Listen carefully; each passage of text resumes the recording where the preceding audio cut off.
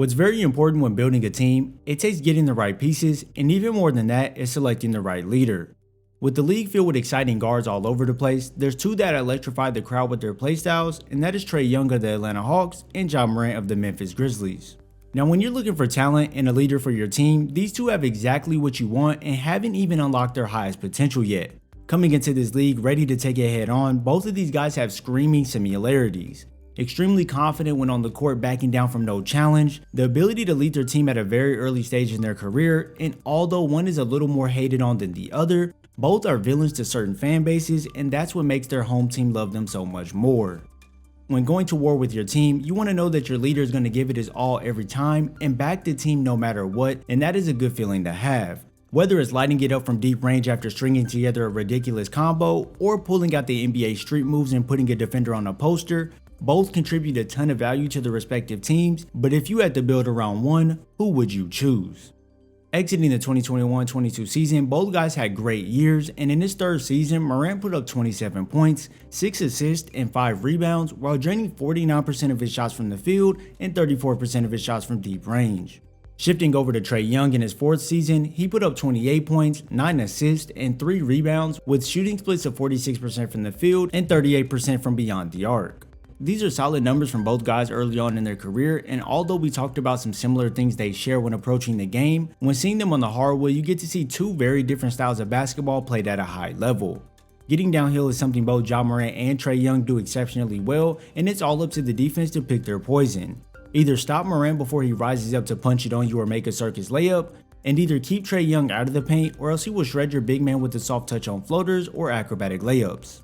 On nearly 21 drives to the basket a game, Morant finishes 51% of his 11 field goal attempts, and this helped him lead the league in points in the paint at 16.6, and he's the first guard to do so since 1996. The relentlessness that comes behind these drives is second to none, and Morant has no regard for who could be in his way when he is en route to detonate. Faking the high screen here, as Morant gets ahead of steam downhill, as Beasley makes the mistake of setting for the charge, Ja springs up from the middle of the paint, scratches his back, and proceeds to put him on a poster. Body-to-body contact is something Ja is no stranger to, and when meeting him in the air, you could end up making a very bad business decision. Ja can string together more of a handle to get an open lane to take off from, and using the handle to give Looney the hezzy here, Morant attacks hard, and just as Clay slides to help, Morant is able to elevate to that left side and punch it in with that left hand. The explosiveness to simply rise up is very Derrick Rose-like, and rather than it stopping there, we can also see the hang time he possesses to convert those circus layups. It all starts with being able to break your defender down and having the speed to blow by, and when being met by the defense in the paint, you have to think on the fly and maneuver your body to get the best angle.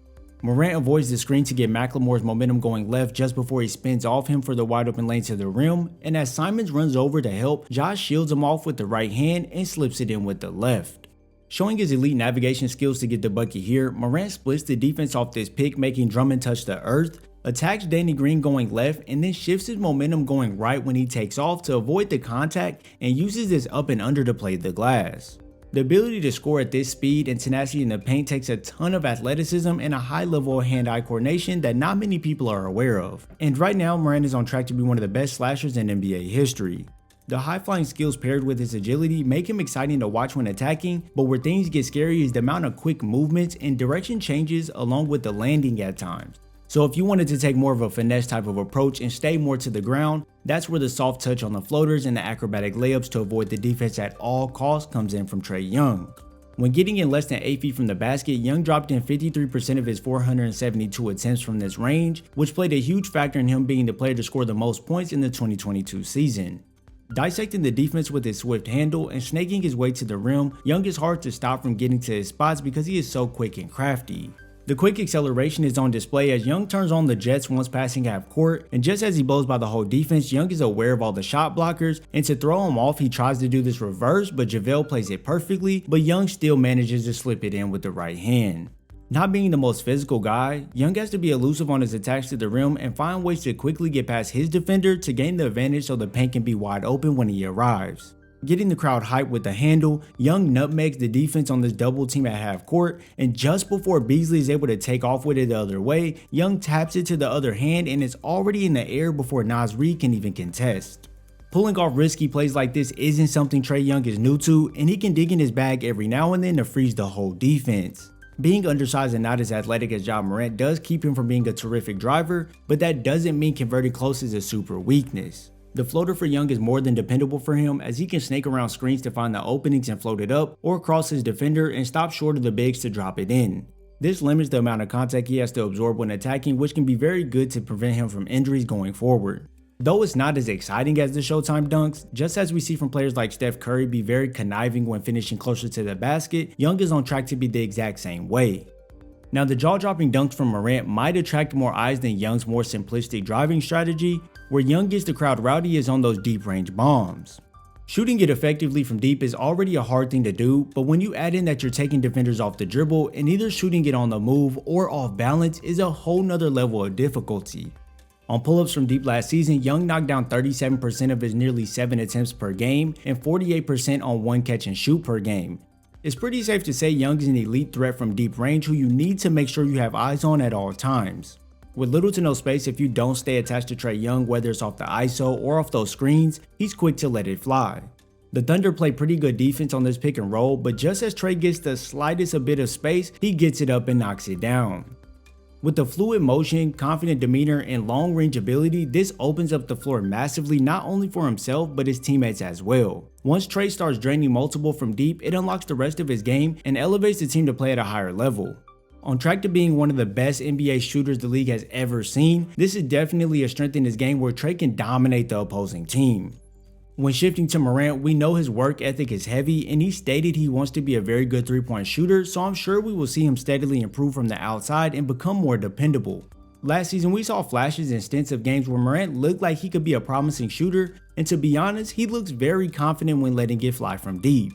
Defenses would start to go way under the screen and sometimes not even step out to Ja, and soon enough he started to get better at making them pay. Pulling it back out here as Kuminga decides to not even step up, with no hesitation, Morant sets his feet and rises up from 31 feet to drop it in.